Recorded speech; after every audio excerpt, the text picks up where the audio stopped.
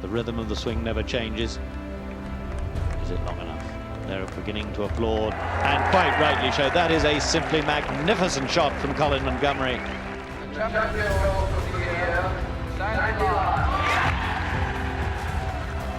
Laurie's the winner. Not a million miles away, is it?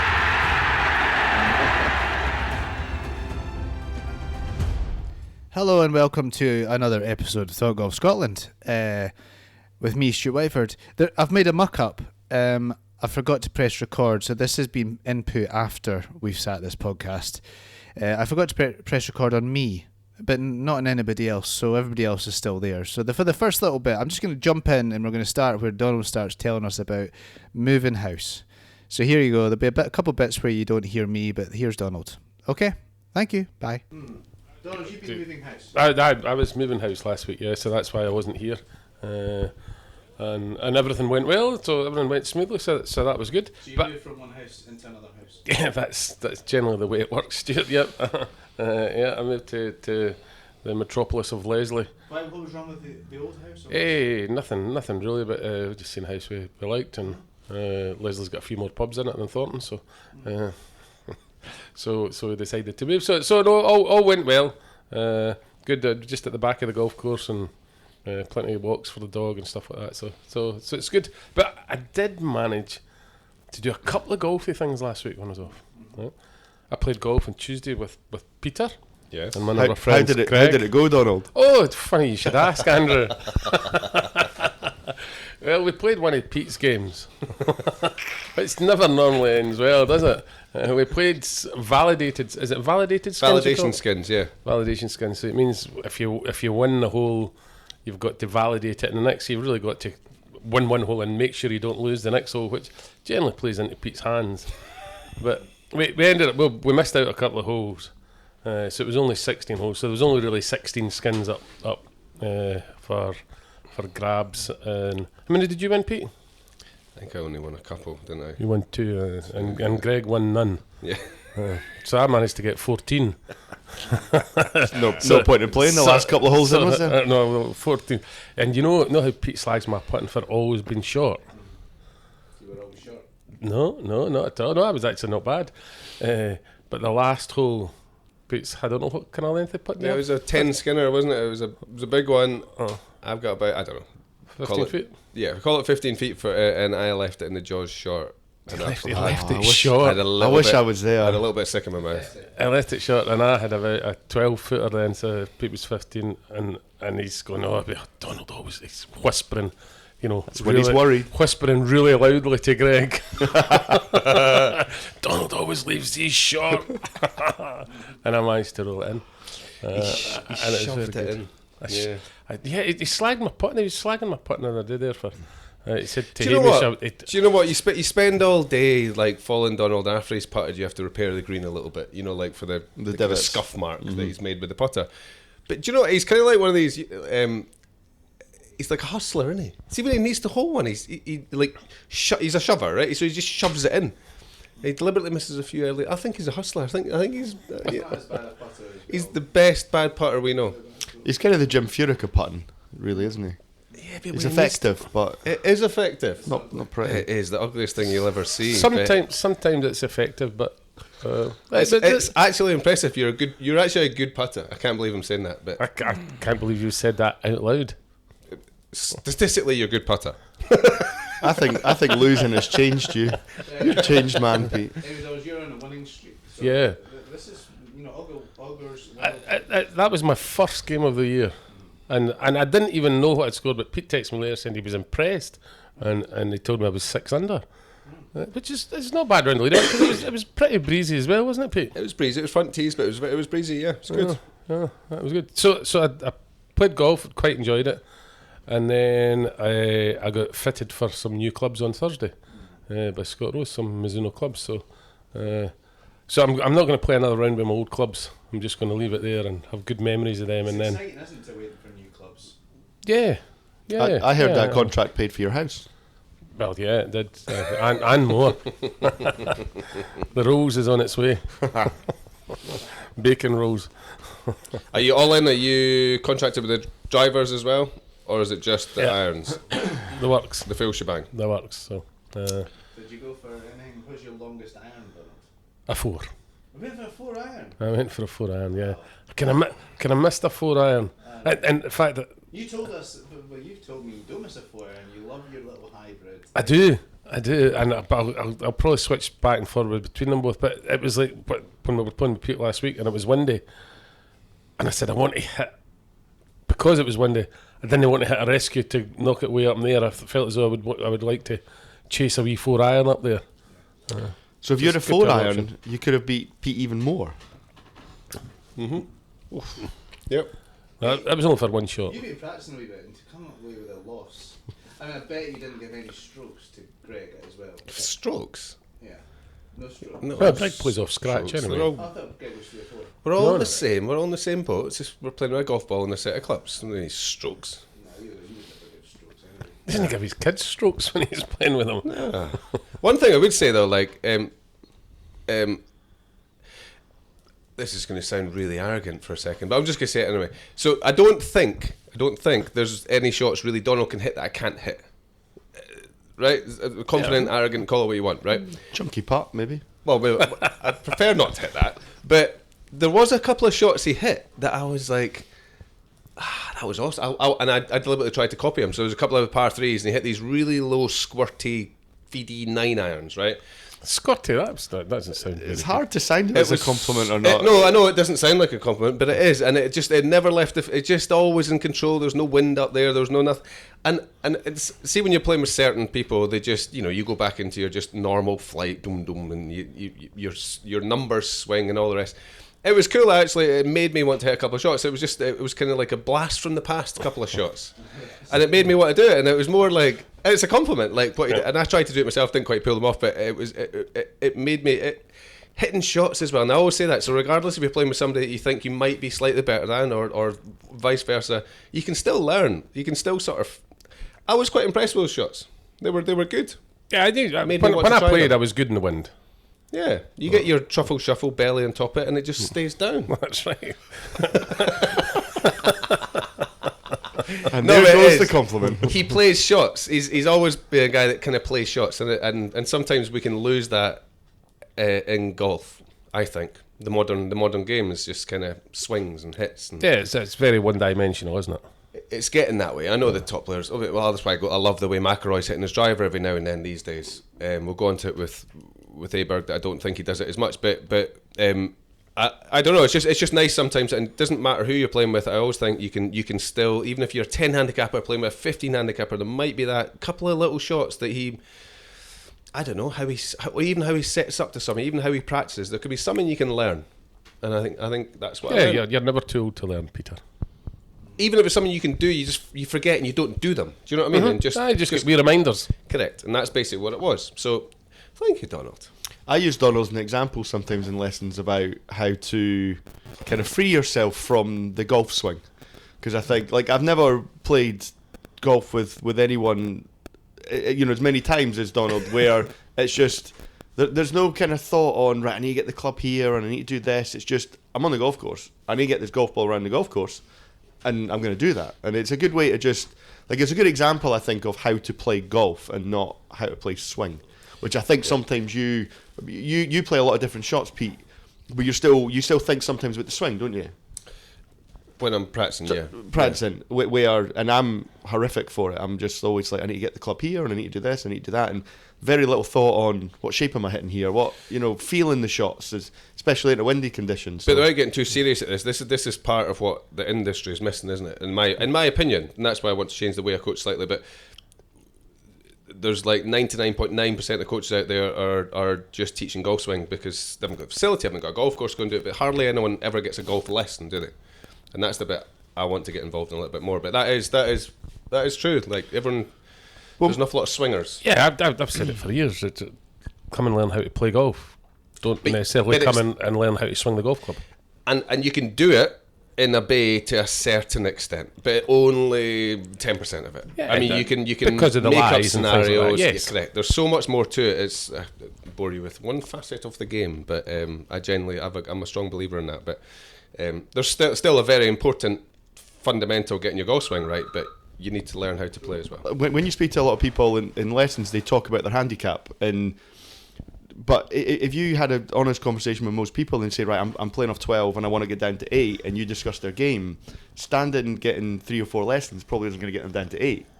But it's the most guys are wanting lessons to get their handicap down. But like you say, going to the golf course with someone, seeing how they see things on the golf course, what shot selection, that's why you're generally gonna kind of bring handicaps down. You'll bring them down quicker if you took them out in the course. But we've not all got the facility to do that. And I'm not saying for a second you shouldn't go for lessons. Obviously, it's an important part, but it's just one of the parts. Agreed. Unfortunately, golfers are just lazy, and they don't want to talk about this stuff. They just want to hit the driver further on the range. And like, we should all go in the chipping area. I had a guy in yesterday. We're talking about short game areas. Why was I talking about that? Anyway, and remember we did it. I tried. Yeah. I thought, and nobody ever used it. Yeah. Not even you guys with lessons. and it's just a waste of time. Nobody wants to practice a short game. It's weird. It's weird how we all want to get better at golf, but nobody's really. So many people are not really willing. Yeah, it's a very small percentage that is going to work at it. That actually try at it. I think people have bought in way too much about this distance game. Of course they have. Like way too much. I mean, I get it for the top 1%. It's easier to get your shots gained if you're already phenomenal at golf. To get your shots gained is easier to move up if you gain 10 yards than it is getting up and down a little bit. I don't think this is already got good short games. Shots gain means nothing. I know, but they've already got good short games. So you've got to have a good short game to start with. But I would just say that this isn't a new. I don't think this is a new phenomenon. No, of course it's not. This has gone on forever. I mean, okay, it was harder to hit a driver back in the past, but didn't know about strokes gained driving. But people still wanted to hit their driver and hit the ball. They would still hit ball in the range, full shots. Bop, pop, pop. Of course, but the emphasis has been put on gain more distance and your scores will come down. I kind of feel that's a narrative that's been thrown out around for the last year. That is last year. Well, massively over the last year, maybe over the last 2-3 years, but with stats involved in it, and everyone's bought into it. And I just think it's a little bit like taken out of context, isn't it? Well, I think we're talking. Well, we always end up talking about the better player, and it's the tour players that say these things, and it does. Well, it is a difference for them. It's an easier gain to make. Not for us. But as you say, that's been going on for years. You talk about the legends of the golf clubs and that. They don't talk about remember Jimmy with the short game. It's Jimmy that drove the first. Yeah, exactly. That drove the fourth. Well, a lot of people, it's almost an insult. Like I'll hear people say, "Oh, such and such at local course, he just paps it down the fairway there, and he just gets up and down all the time. He just gets up and down." And you think, but so you're saying that's an insult. Yeah, like, he's just a really good putter. Yeah. Oh, you're just lucky. Just holds every putt every day.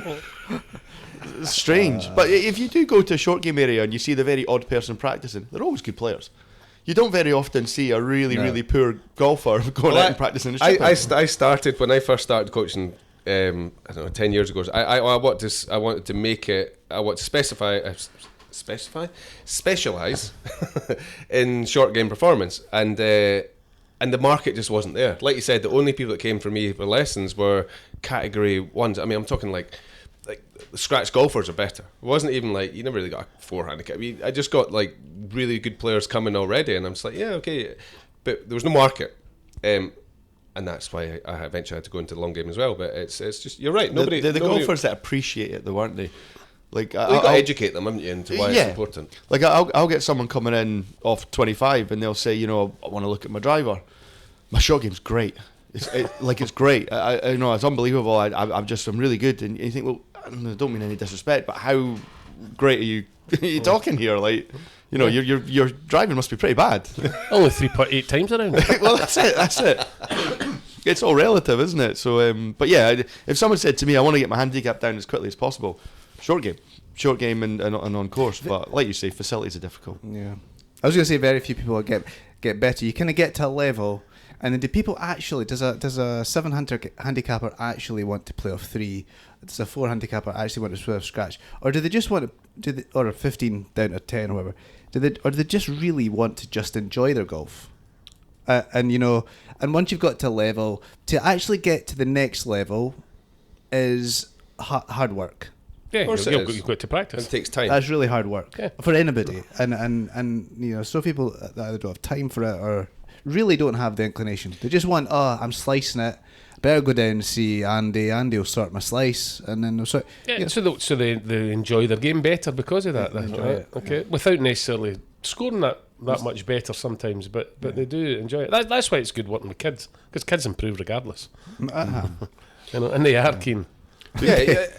You do get the odd person that just wants to hit it better, just wants that one flush 5-iron. That'll make them happy. That'll make them sleep this month, and that's fine. You got to tailor that. But you got to remember the best players in the world are missing 5-6 greens around minimum.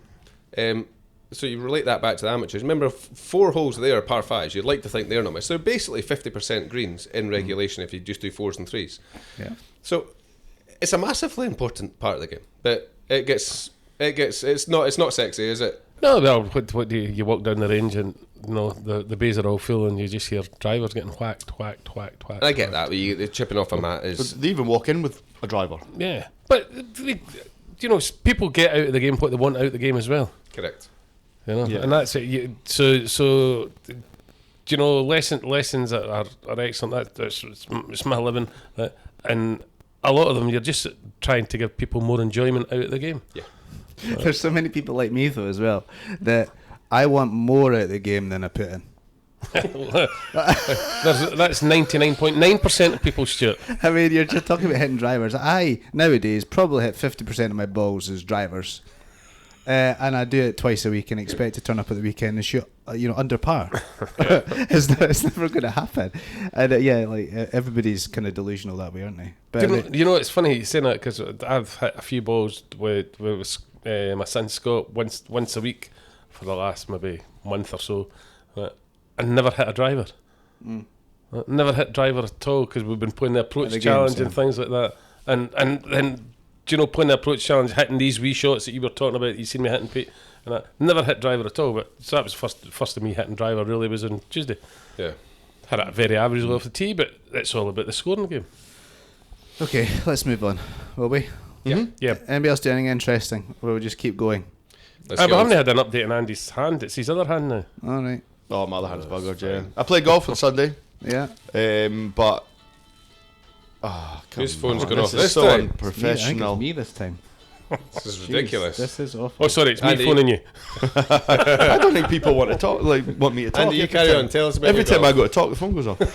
I played golf on Sunday, but I was kind of like sitting there an hour before I was due to tee off, and I'm like, I just feel buggered. Like, I've got no energy.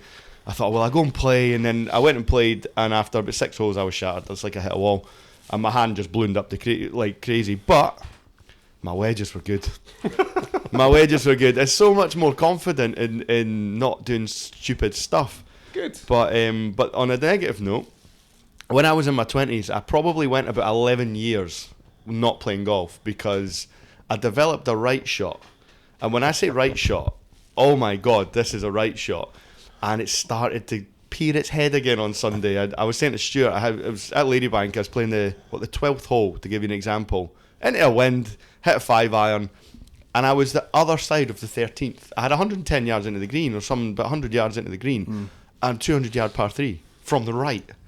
It's like, how do you play golf doing that? Like, Should have had a little squirty one.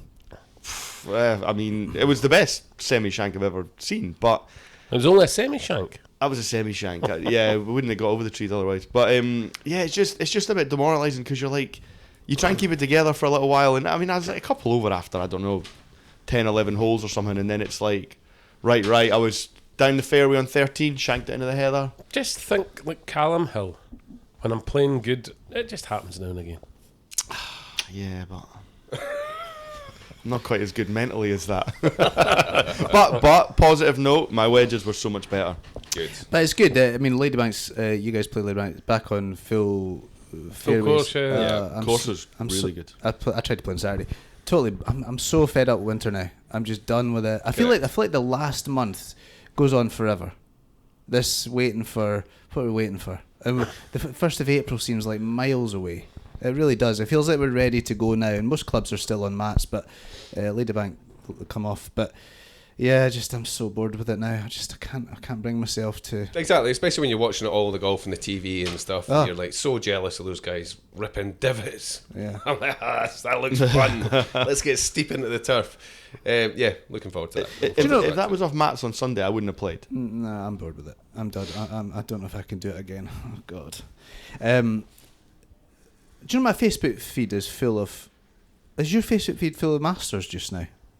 No, I'm not really on Facebook. I think sometimes, when you click on something and you then get loads of that thing. Like I went through a period of seeing loads of bullfights. And people getting chased down the street by a bull. Is that the wife calling you a bull again? Is that why it comes up in Right, your right, player. phone? What had you clicked on to get this? I Stuart? clicked on a bullfight. All right. And then I must have thought, oh, Stuart really likes bullfights. We better show him more. So I see them all, and then Are you watching them all? I really got into it. That's why they keep coming up, Stuart. Really get into it because these bulls can really get full. A horn up the ass is not what you want. Do you know what I mean? They really What was this you were watching? bullfights. Anyway, so Horny bulls. I must have clicked on, like, I don't know, Seve hitting a shot at the Masters or something, and it's full of Seve, Faldo, Lyle, and guys like that playing the Masters, and I watched them all, and do you know what I think?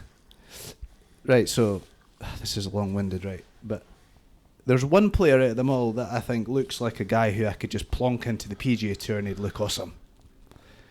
Seve didn't. As in today's game. Yeah. Seve's Seve not was a modern- amazing, but his swing's kind of all over the place and hits all over the place, and you think, God, how did he even do it?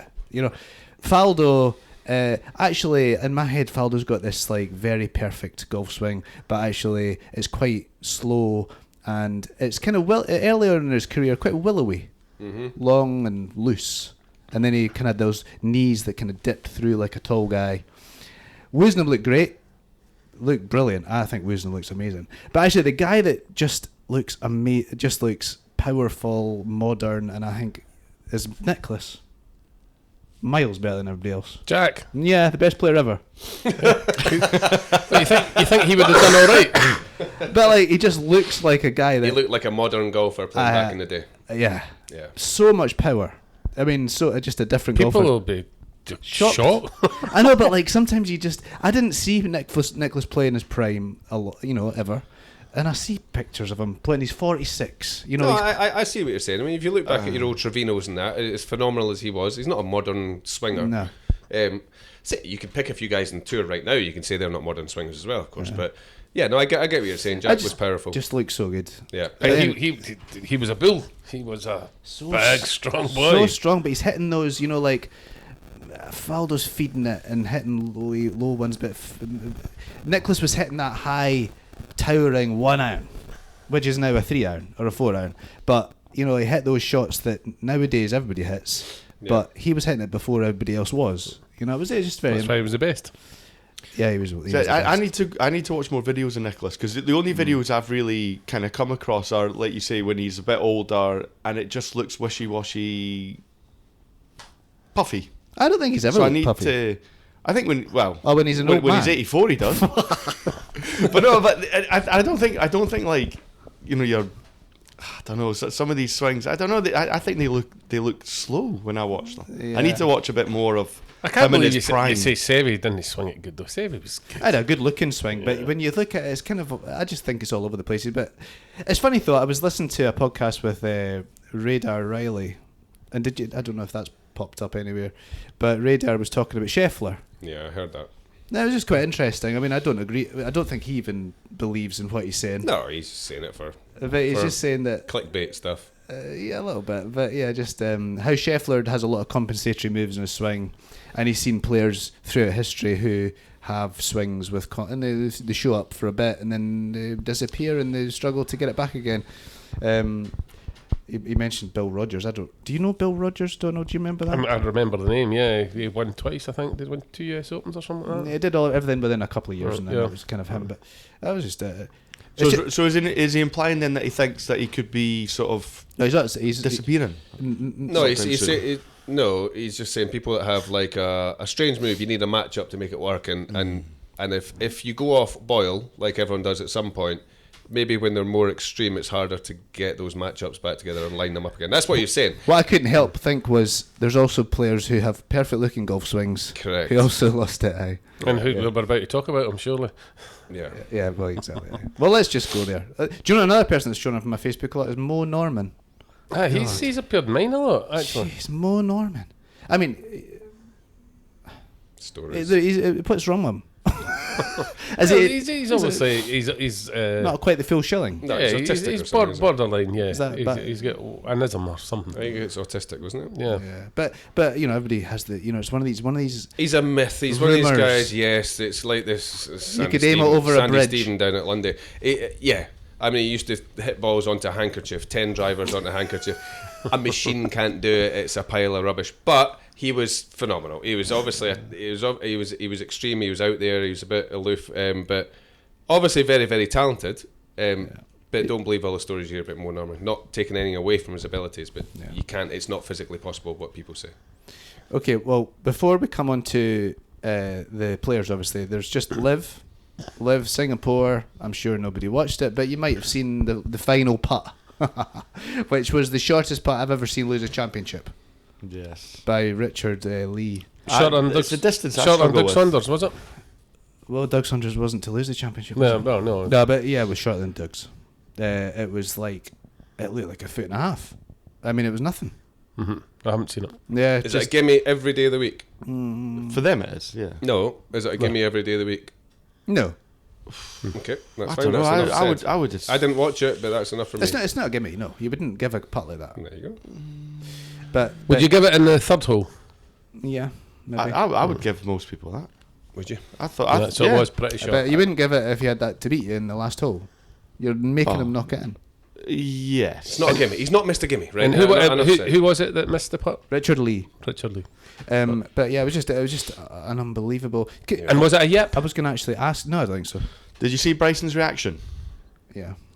That says it all about the putt he missed, because he did not celebrate at all. I know he's not going to be jumping about in front of someone Was he else. a gentleman with it? Oh, he was a total gentleman, but it was beyond, like, it went beyond that. He literally sort of he didn't react to it in any way, shape or form, and then he kind of walked over and hugged the guy, and he was just basically so apologetic. Yeah. And he even said in his interview, he's just like, that is not how you ever want to win. And so I think his interview showed how bad the miss was. Yeah, it was Horrible. There was no celebrating at all. Horrible.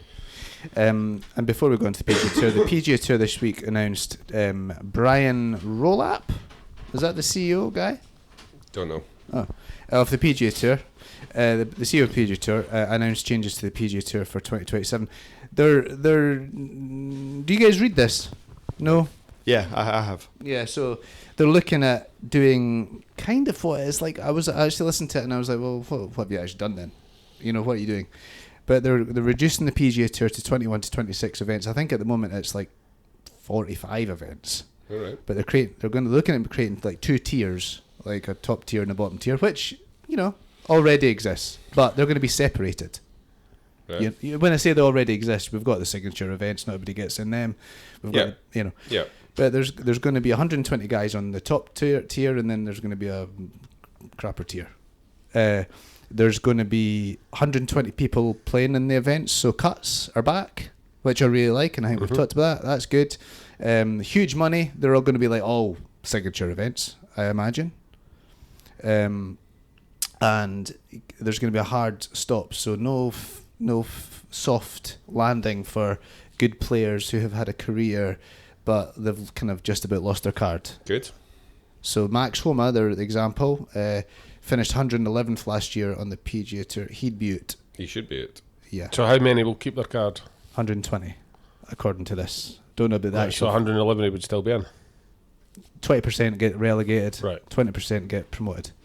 So I quite like that. And then they're also looking at doing things like moving all the tournaments towards the big cities and making a bigger deal of the big tournaments.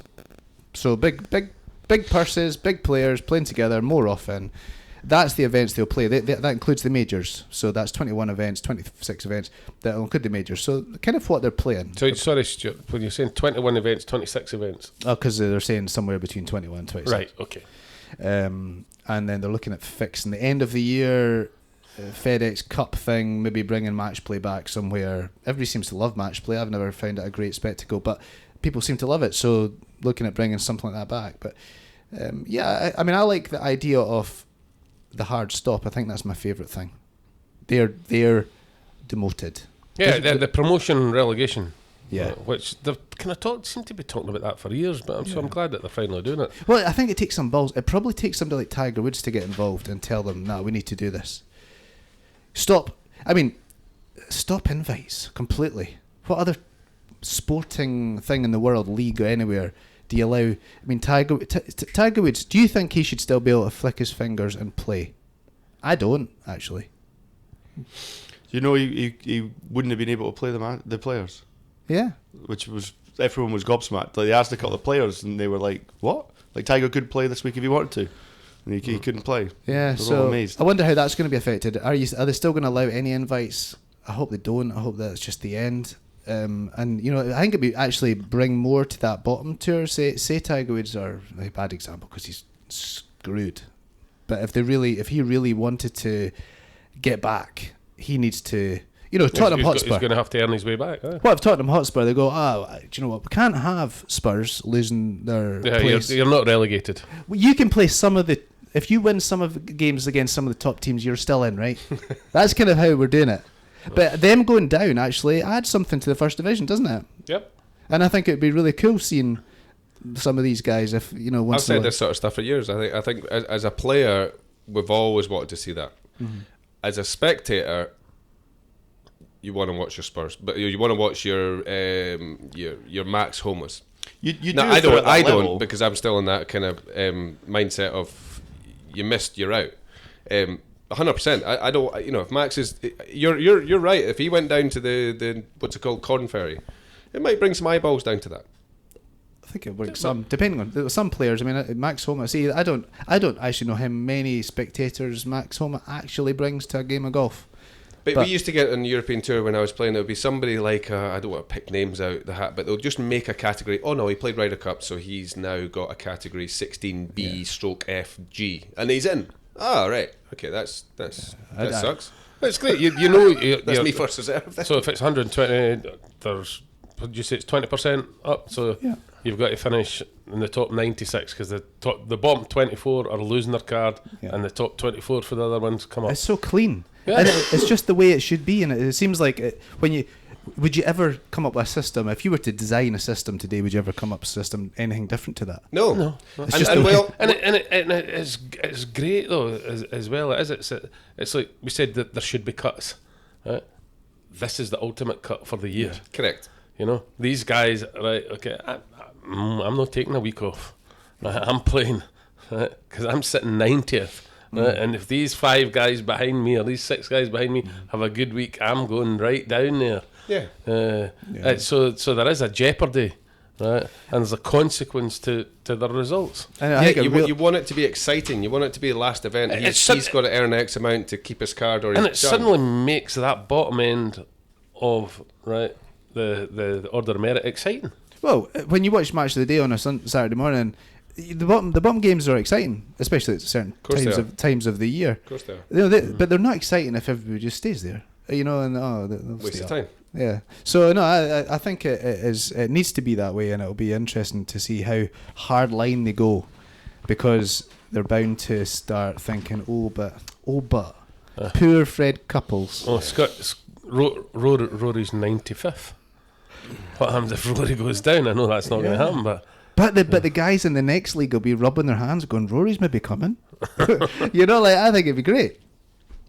Anyway, it also takes away the odd weeks where a lot of these top guys aren't playing, and someone wins a PGA Tour event with very little guys playing in it, as in top level guys playing in it. Yeah, it takes that away. It should thicken up the standard play most weeks. It stops the bottom tier having any effect on the top tier as well. The guy winning 3 or 4 events, and suddenly they're oh god, he's 10th in the order. Who's he? You know, that never happens, by the way. That seems like a good idea. Yeah, interesting, but it's all a bit vague still. But it seems like on the right path. Anyway, the Sawgrass players, which is not a major, and I realised this week when I was watching it, It's not a major, and what I said last week was nonsense. Because I would rather watch. I could turn off the players for a bit, but I'm much more interested who's going to win the major. Correct. Even the PGA. Yeah. Correct. Yeah, I still want to know who's going to win the major more than I want to know History. who's. Yeah. Anyway, so that my thought. Ludwig. Lovely swing, eh? Perfect. Can't go wrong. Has a few times now. Yeah. It's just this. You've got to find something. I mean, they were two horrendous shots. Mm-hmm. I mean, they weren't just.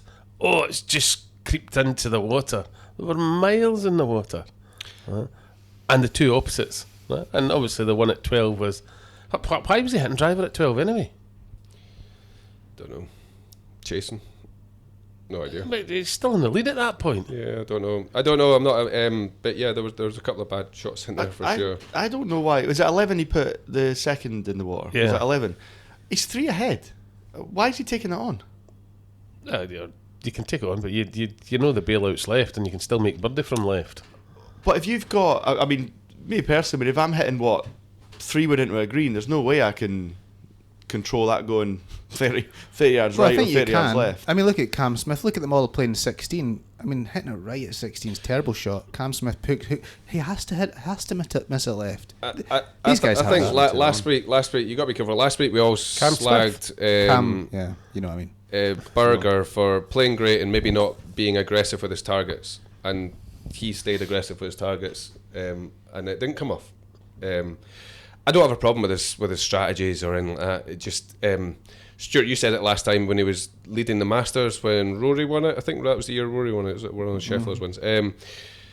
There was a question mark against his name there, even though he was a young kid, and we're like, can he finish? Can he be that guy? Yeah, you give him the benefit of doubt then, because he was young, and now it's a couple of times down the road. Now it's just kind of fallen away, and there has been a couple of times. It's not. This isn't just the next time. There's been the one or two where he's been in the hunt and just disappeared a wee bit, and he's at that level where he's allowed to disappear every now and then, but he can't keep doing it. And that was a big collapse. And back in 40. It's a big number to be back in, right? It's not 2 bad shots. It's back in 40. Can you hit the ball too straight? yes. So, like, he No. seems to be like a Stenson type golfer. Aim, fire, and it goes straight. Whereas Cam Young is able to move the ball a bit. And I'm not saying that Ludwig's not better. I'm just talking shite. Yeah. Okay. But Cam's Young just be able to do 1 or 2 things, and it feels like Ludwig doesn't often. And so if you only hit it, if you aim for the middle of the fairway, and my dad used to say, if you aim it down the left and fade it, your fairway's twice as wide, Stuarty. I used to say that stuff as well, and I totally disagree with it. But I used to say that. I still say it. But it's factually untrue. Would you ever be saying this in the first year of when he broke on tour? That he's hitting the ball too straight and he's swinging it too well, and he's hitting it too far. I mean, the first year he came on tour, I don't think that probably helps the way that we look at him now, because he just looked unflappable when he first came on. He's been on tour 3 years now. I mean, he's still very, very new to it, but I think the fact that he played a Ryder Cup before he ever played a major, the performances he put in, you're just like, this boy is, what was he at the time, top 4 in the world or something, top 3 in the world, and we were saying, you've got Rahm and Scheffler and Rory and Aberg, and then, unlikely to sustain that, but he looked like he was just going to be up there every single week. Yeah. I just feel that there's a little bit of softness missing from his game yet, and I'm sure he'll find it.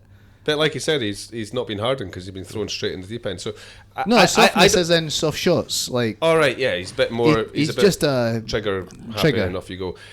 He can learn that and hang his hat on a drive, sort of thing. That's the sort of thing I want to see. I'm not interested in big slices of hooks. Just something you can just guarantee if it. He doesn't need it. That is. But I don't understand what you're saying. I don't have a question mark against his ability to finish tournaments. I just think exactly what Andy said there. He jumped in at the top. He's not really gained the toughness yet, and I don't have a question mark. I think he's a phenomenal. But we thought he was going to come on and he was going to be like a Rory. But not everyone is. Well, I know, and that's what he's proven that. Yeah. Right now, he's not been able to finish it. Yeah. Cam Young, exactly the same. Yeah. Well, But nobody questioned him because he didn't start at the top. But they have questioned him. but not to We haven't questioned him because he's come on so good and he's such a likeable character. But he has to. The question has to be asked: is he a baller? If Cam Young had bogeyed the last 2 holes, I don't think we would be standing there saying that he blew it. You'd just be like, well, it's Cam Young. Like, I don't think it would have been a massive surprise. I think with Aberg, it's like, how's he thrown this away? Look at, I mean, Berger last week, I would have said was a worse blow up than what Aberg did this week.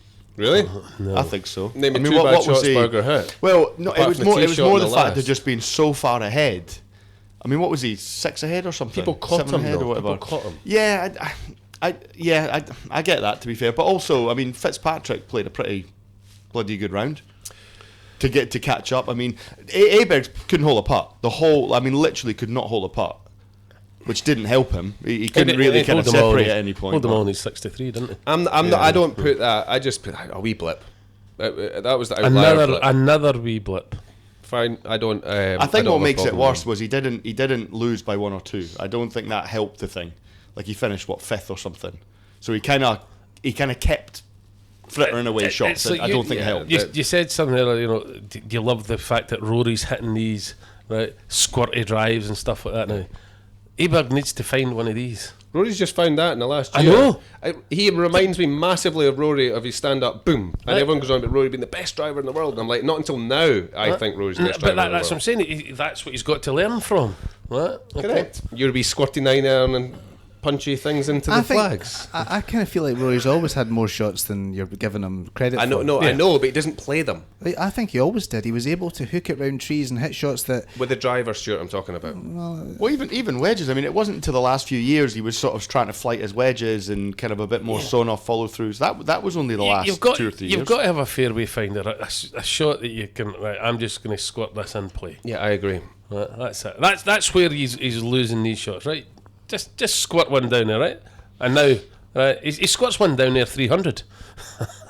It's not as though he's hitting it 210 off the tee when he does that. Yeah. Right? So he's suddenly, that didn't look that great. Oh, it's 300 down the middle. Yeah. So he's now got a wedge in his hand. But quite a lot of them don't. I mean, if you look at 18, if you stood and watched guys tee off at 18 for 3 or 4 hours, look at how many guys hit the fairway compared to how many guys missed the fairway. Like, there's no fairway. I mean, they're going down to like it's the profession fairways, rescues, and they're still hitting in the trees. Yeah, or it's water. I don't. It's a horrible hole. Don't get me wrong. Like, it's tough, but again, you're not seeing a huge amount of fairway finders there. The guys are still. I mean, look at Fitzpatrick, and that's what some of these guys are missing. Do you know what? However, the pressure there's slightly higher. Yeah, I think it's the fairway finder on a hole that moves right to left. I think is a tough one. I feel like if the fairway moved left to right, I feel like that's an easier fairway finder for most people, most right-handed golfers. But one that goes left, how do you just bunt that one? Because the bunt ends up going missing, right? Eh? I mean, it's a tough one. I just think it's a tough. But I mean, that's an extreme hole as well. The punishment there is a penalty shot gone. 2 minutes ago, I said about that guy Lee, the shortest putt that ever lost a championship. I don't know if there's ever been a longer drive to ever win a championship than that one. It's brilliant. Did you hear his interview? No. They said to him, what's going through your head? And he said, I literally stood there and I said to myself, you're going to hit the best drive of your life here. And it's great, like, so many people could take a lot out of that because, for me, again, I'd be like, don't go in the water. Don't go in the water. If you go in the trees, right, okay, blah, blah, blah. But you're still, a lot of me would still be trying to not hit a bad shot there opposed to be trying to hit a very good shot. It was really good the way you just said it. Can't, Andy. You're right. It's just about the best, I can't think, just about the best drive I've ever seen. I don't think I've ever seen a better drive. Oh, easy. You're getting tell me one. Tell me one. What do you mean the best drive? I mean, Bob McIntyre had exactly the same drive 5 minutes before him. I mean, I don't know what you mean by the best drive I've ever seen. Under that pressure to in win, this situation. Yeah, right, he's hit it on the fairway. He's hit it on the fairway. A good drive. 370. It was under pressure. It was I thought it was an amazing golf shot, and it won him the tournament. He committed to it. Yeah, he hits that golf shot. Fitzpatrick's under huge amount of pressure then. Yeah. And he actually hit an okay drive, but the commentators were saying, maybe the driver's not the play, it brings in this, that and the other, and to be honest, with the wind direction that it was, full swings are good, fiddly little pushes out to the right. If you overdo that, you're in the rough. If you push it a wee bit further on, and you're behind the trees, way further back. I actually see the driver as the right play, but no, he's just committed to the shot, hasn't he? so Fitzpatrick got the drive wrong, but he still had a chance to get it on the green. Whereas if you play the 3-wood off to the right, or whatever, the 2-iron off to the right, and you're in the same trees or whatever, you can't get the green. So to me, it's the right play if you're there to win the tournament. Because remember, I sat here, while Pebble Beach was on and went on about, what's his name that didn't take stuff on in the last... I forget his name. The other Was it one of the American lad. superheroes? It wasn't Bridgeman or something. No. Yes, him. And he hit his 2-iron off Pebble Beach down the right hand side into the bunker, and Sam Burns. And to me, that is just like whereas your man's taking it on here, and I think. But that's why I think it was it was a great drive, and it won them the tournament. Yeah, you just committed to it, and I heard that interview as well, and he said, "I'm going to try and hit the best shot I've ever hit." And the guy said to him, do you always think that way? He says, no, that's the first time I've ever thought that. Yeah, time to show off. Brilliant. Yeah. Like, just shows where his mindset is, and you get that. That's brilliant. So many times at that tournament, the winner is the guy who plays those last 3 holes the best, and he did. I mean, okay, I had one bad shot at 16 left, and then couldn't get up and down. But like 17, that made a nice number at 17, he said, which is a big thing. Ugh, nice number. You still have to hit the shot. Yeah, it's a good shot, and the wind had got up. It's a good shot. I mean that the hole. It's probably a bigger green than we think, but the wind had got up, and the wind was swirly, and that's when it becomes difficult. He won it. On that hole, JT had a little one yard chip shot that I talked about last week. Flubbed it in front of his feet. See. Easy up and down though. He was 10. He hold a 15 foot or something. But he's barely in it. That's what I mean by that 1 yard chip. That was exactly what I'm talking about. I thought the course setup was brilliant. The way that they had grown the rough. I thought again, you're not getting that great finish if the course isn't set up as well as that. I mean, I'm not saying that the rough was why Aber kind of messed up, but even like, say you're saying the chips with Thomas. That's happening because of how tough that rough is. Yeah, it really kind of tested a lot of guys. I mean, look how many triple bogeys there were. But it wasn't an unfair contest. But there was a lot of doubles and triples, and it was bringing people in, and a lot of birdies out there, but a lot of traps. I thought the course was set up really well. Yeah, well, it done Bob, didn't it? At 16. Look, the tournament was awesome, but like to me, the elephant in the room is the crowd. Like with Fitzpatrick, who had a phenomenal run. He did it to McIlroy Dubai, chased him down. He chased down Oberg, obviously. But the last 2 holes, I really only noticed it the last 2 holes, but especially on AT&T, it was like Ryder Cup, wasn't it? And I think, I don't know whether you guys think that's just the way golf's going, that's fine, or do the tour need to get a handle on it? When it's Ryder Cup, I'm kind of like, so long as it's not like personal against the white, all the stuff that went on, I'm like, it's fair game. It's a little bit, it's team golf, but individual golf. You got to remember, that's his home. His home is the PGA Tour. It's not like he's going over to play one event. That's where he plays. That's where his life is. I think it's not gone too far because I like it, but we need to make sure it doesn't go any further. To me, it was close to be too much. Yeah, Fitzpatrick said he didn't mind it. I know. Because he's used to it from the Ryder Cup, and that's why he got it. Yeah. Was it a lot negative? Was it a lot of negative stuff towards Fitzpatrick? Well, there's patriotism that comes in when America hits a good shot and Europe doesn't. That's fine. And that's absolutely fine. I don't mind that at all. But to me, there was a bit of shouting when he was basically lining up to the shot. That stuff to me got a bit too close to impact for I agree. I mean, these guys at this level shouldn't be standing over a ball at any point thinking, is someone going to shout on my backswing? Correct. And I saw one with Fowler. Fowler hit one. Someone shouted right on his backswing, and he went. I don't know if you've seen the video. Yes, I've he seen literally that. stormed over to the guy, like screaming at him and stuff. And he's like, "That shouldn't be. If something unintentional happens and someone makes a bit of a noise, fine. But he must be thinking, or I would have thought somewhere there. If things have been shouted for the last half an hour, or whatever, that must be in your head thinking, is someone gonna? Do you think the tour need to get a handle on it, or do you think it's a case of just let it roll, and this is where golf is in the modern era? They can try and get a handle on it. I think it's a really difficult one to manage. I think it's reasonably. I think they have simple. to be careful. Let's put more security out there in terms of you get people kicked out. The stewards there, They've got the money for it. It doesn't happen that often. I know what I'm saying. It's happening more often, And yeah, they I would say have that's to the be first careful. time it's happened in a tour event, in a PGA event, in my memory, which is not very good.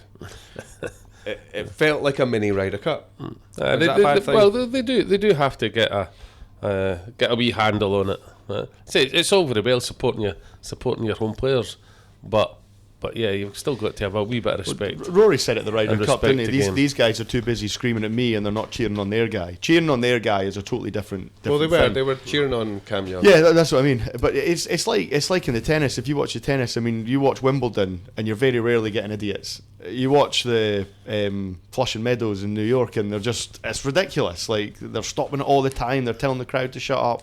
Like, even the umpire. I'm maybe going too far. I maybe think that was probably acceptable, just about. Just need to watch it. Your card is marked PGA Tour. I just think that was the level I think was acceptable. I'm just going to say it, but the next level I think will be unacceptable. Okay, because it's like Andy says, it'll be back. It also helps if Fitzpatrick's a very, very experienced guy that's been at the Ryder Cup and stuff. If that's not him and that's a fair kind of, I don't know, a rookie or something. If it happened to Aberg. Yeah, do they handle it as well? Can we mention Bob a wee bit? Yes. Because Bob, I texted you halfway through this. He's going to do this, and he was one behind. Did he ever get level? I think he was only ever one behind. Yeah, he never got level. But yeah, he was good down the stretch, wasn't he? Apart one shot, and that was it. The poor second shot at 16. Obviously, never got a lie and chipped in the water. But up to that point, he looked. If he'd made birdie there, he's right in it, wasn't he? Yeah. Yeah. I'll take. Sorry, finish. No. I mean, he's just every big event now. He's there. Was it just me, or was the coverage of Bob? I mean, I know we want to see Bob because we're Scottish, so it's difficult to be. But I felt like a lot of shots, like we were seeing him on record rather than on live. You know, he's in the middle of the 16 fairway, but we see Aberg or whoever it was behind him hitting their tee shot. He was so far ahead of him, though, wasn't he? But the person behind him was hitting their tee shot before we seen Bob. I just noticed it a few times that we weren't up with Bob, and I felt like we missed him a few. No. Yeah, I didn't think there was a massive amount. Possibly, it's an art to for the camera people and the to know who. I mean, it's just odds on who's going to probably finish up. I was just getting frustrated because I was wanting to see him, and I was like, "Oh, God, surely Bob's hit by now. And then you suddenly see the shot, and you think, "Well, it's not going to be that good because it's recorded." I don't think in general it's spread out particularly well. I mean, if they stopped having adverts every 3 minutes. But I didn't think I thought his coverage wasn't too bad, to be fair. Okay. Oh well, but yeah, he was good. Yeah. I'll 100% take back what I said about him not feeling like he's a big time guy like a couple of years ago. I think he's absolutely brilliant. Like he's and he just gets when he's right in amongst it, he hits the shots, doesn't he? He never takes a step back. He always looks like he's so mentally. He's aggressive, confident and aggressive, and he's like, I'm going to give everything to win this. There's never a even his chip swing. Even his chip on that green from that lie, which looked horrific, to be honest, was hit in a way that to give himself a chance at the putt. He's wanting to make a birdie. He's not, but yeah, I'm sure if he'd do it again, he would just chip on the green. But there's never a case of settling for a top 10. No, that's the great thing. That's the way the game's changed, though. That's what all your Faldos and all that talk about, though, isn't it? Like. These guys are immense, but they're just going for the win now. I mean, they're just going all out, aren't they? Because the money's already there. But then titles. Gary Player used to say the same. Because there's more money now, they're not trying to win. So well, depends what level in his day, there was about. only one person that was getting paid properly, so you had to win. Okay. I don't know. They're still trying to win. I think. Unless you're Sam Burns. Yes. Is there any question marks over Rory and Scotty, or should we just move on quickly? Are they coming back? Scotty's done. 4 weeks till the Masters. Yeah, I hope Rory recovers. Rory seems to his putting was the big problem this week, but he's out of sorts. And then what's he saying about his back after it? But sometimes, like I've had sore backs, and sometimes during the swing it can ease up. But see the little things, and Tiger had this when he had his chipping problems. It's the little things, the little movements when you're putting, the little movements when you're chipping. It's the little flinchy ones that possibly came into it, and all the rest. That they are the shots that I think sometimes. Stop making excuses for him. So he's got 3 weeks of. I don't know how many of the times he'll play. He might play one of them. He said he might enter something else as well. I tell you who shouldn't play is Shane Lowry. He should take a couple of weeks off. His head looks fried. All right. Anyway, I just thought I'd say that. Okay. He looked like he was taking on shots just because he's pissed off. He's And angry. just angry. I'm just going to hit this. I'm just going to hit this putt really hard. I'm just going to take this round the water over that tree. If it comes off, great. If it doesn't, get out of here. That's what it looked like to me. See the thing with Scotty? Like, I was listening to a bit of what they were saying. There was some stuff on social media as well about he doesn't look the same mentally. Like, he is whinging about absolutely everything. Like, he just seems totally different mentally. Totally different. I don't know if it's the fact that he's played such good golf for so long that it's like... I think it was... Yeah, I think it was maybe Radar or someone said at one point, he's like... he almost looks arrogant that... It's like, why is everything not going in? Why is everything not going where I want it to go? He's a bit looks petulant. He was a bit shirty in an interview as well, wasn't he? There's a couple he's been really Yeah, nippy. the guy said, "Did you find something on the practice ground on Thursday?" And he was like, "Well, I never lost anything." You know, it's like, calm down, Scotty. You got to remember, that's how golfers speak. You know, that we all speak like that. Have you found anything? But he never would have done that a year ago. Everything was quite sort of chilled out, and he just looks like he's getting a bit of a chip on his shoulder. Do you know what I think? I love it. Do you know what I think is chicken and egg? And that's why they had the discussion with the caddy years ago, where you take the job only if you sort your attitude. He's always had that attitude, the old like the world's against me attitude. He solved it, or did his golf get good and then he was able to solve it? It's kind of chicken and egg thing. So then he went through a period of time, 2-3 years now it's been, where his golf's masked that. And then possibly it's just it's not rearing its head. It's always been there, but he's been so. Do you know what I mean? Chicken and egg in terms of. It is the interesting part. It's like he's basically Hatton.